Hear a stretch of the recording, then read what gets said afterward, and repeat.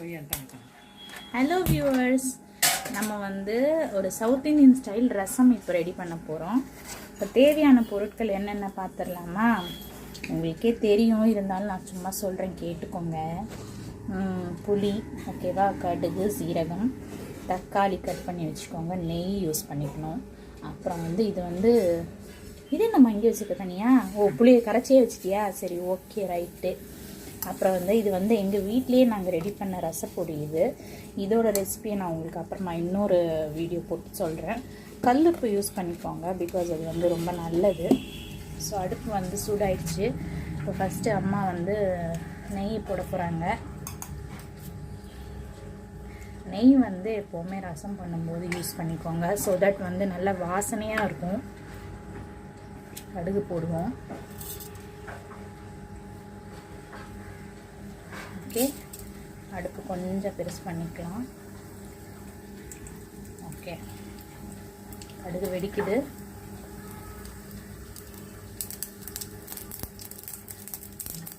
Okay, இப்போ சீரகம் போட்டுக்கலாம். டைஜஷனுக்கு ரொம்ப நல்லது.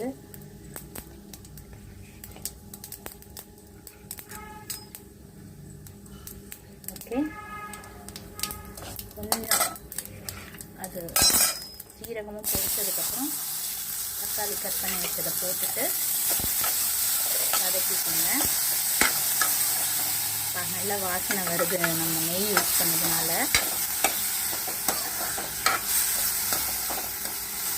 தக்காளி நல்லா வதங்கட்டும்.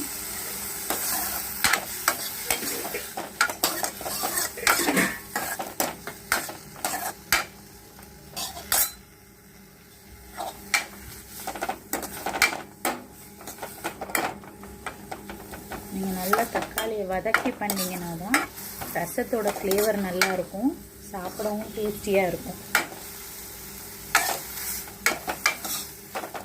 ஓகே, கொஞ்சமாக இந்த கரண்டிலே தண்ணி ஊற்றுறேன். ஸோ தட் தக்காளி நல்லா குக் ஆகட்டும்.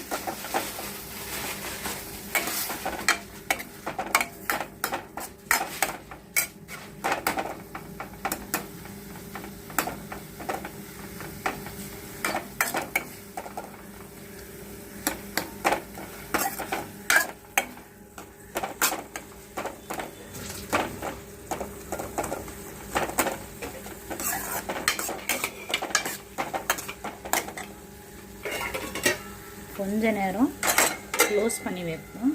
நல்லா குக் ஆகிடும் தக்காளி.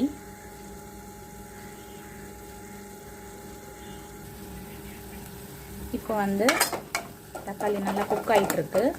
இன்னும் கொஞ்சம் வாட்டர் ஆட் பண்ணிக்கலாம் நம்ம.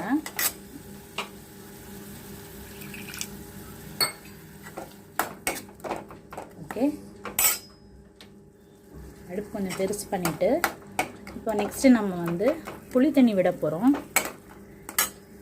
இது ஏற்கனவே நான் கரைச்சி வச்சுருக்கிறேன் புளி தண்ணி. அம்மா ஹெல்ப் பண்ணுறாங்க. ஸோ இதில் நம்ம கல் இல்லாமல் ஃபில்டர் பண்ணிக்கலாம். புளியில் குப்பையெல்லாம் இருக்கும். ஸோ உங்களுக்கு நல்ல புளிப்பாக ரசம் தேவை அப்படின்னா நீங்கள் அதுக்கேற்ற மாதிரி ஆட் பண்ணிக்கோங்க.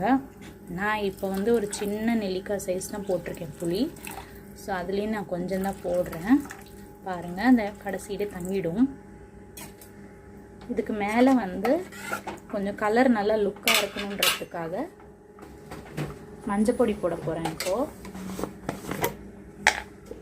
இதை நான் கருப்பு புளி யூஸ் பண்ணதுனால டார்க்காக இருக்கும், இல்லாட்டி ரசம். மஞ்சள் பொடி போட்டிங்கன்னா பார்க்க நல்லா கலர்ஃபுல்லாக இருக்கும், ஹெல்த்துக்கும் நல்லது, டர்மரிக்கு.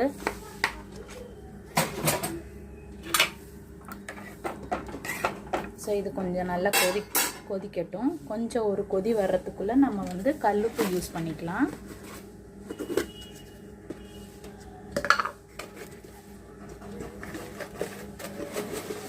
எவ்வளோமா? இவ்வளோ போடட்டுமா? ஓகே, இந்த அளவு கல்லுப்பு பாருங்கள். இந்த அளவு இப்போ கல்லுப்பு போடுறேன் நான் ரசத்துக்கு. இதே மாதிரி இன்னும் ஒரு 1/2 ஸ்பூன் போடுறேன். பாருங்கள். ஓகே,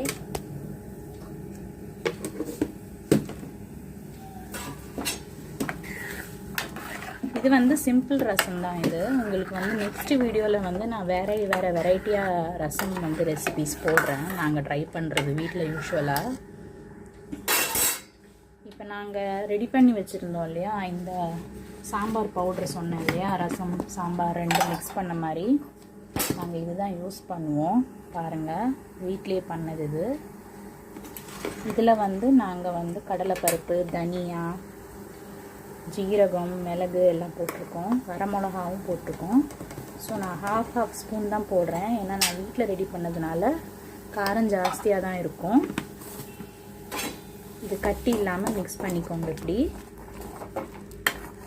பாருங்கள், இப்போவே நல்ல கலர் வந்துருச்சு ரசத்துக்கு.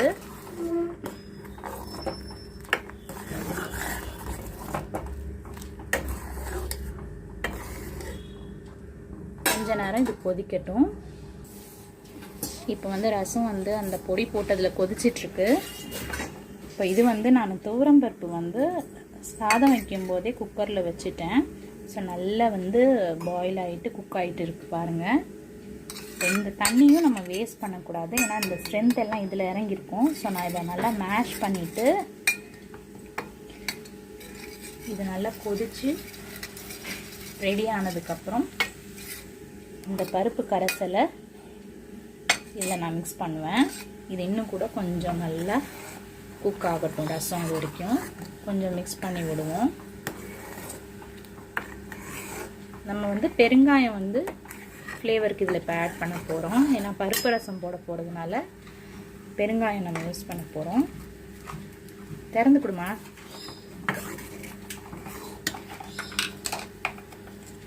இப்போ நான் வந்து இவ்வளோ தான் போட போகிறேன் பாருங்கள். பெருங்காயம் இதுவே நல்ல ஃப்ளேவர் இருக்கும். பவுடர் இது, பெருங்காய பவுடர் இது. நீங்கள் பெருங்காயம் கட்டி பெருங்காயம் தட்டி போட்டிங்கனாலும் இன்னும் நல்ல ஸ்மெல் இருக்கும். அது நீங்கள் வந்து தாளிக்கும் போதே போடணும். ஓகே, இன்னும் கொஞ்சம் ஒரு 2-3 நிமிஷம் கொதிக்கட்டும்.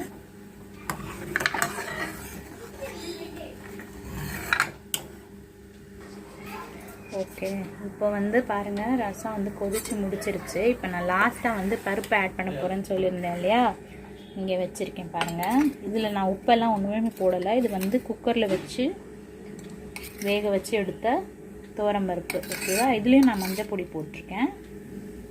இப்போ வந்து இதை நான் ஆட் பண்ணுறேன். இதை நல்லா கரைச்சிட்டு நைஸாக யூஸ் பண்ணிவிட்டு பண்ணுங்கள். இதில் வந்து கொஞ்சம் தண்ணி மிக்ஸ் பண்ணிவிட்டு வேஸ்ட் பண்ணாமல் நம்ம இதையும் ஊற்றிடலாம். அதில்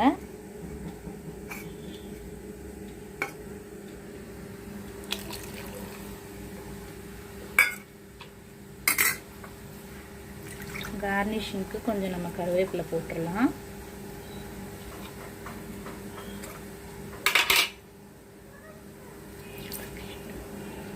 தண்ணியை கொட்டிட்டேன். ஓகே, பரவாயில்ல.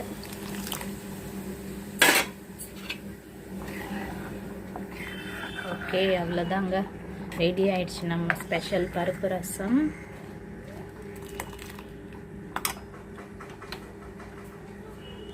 இதை நீங்கள் வீட்டில் ட்ரை பண்ணி பாருங்கள். பார்த்துட்டு கமெண்ட்ஸை ஷேர் பண்ணுங்கள். பாய்.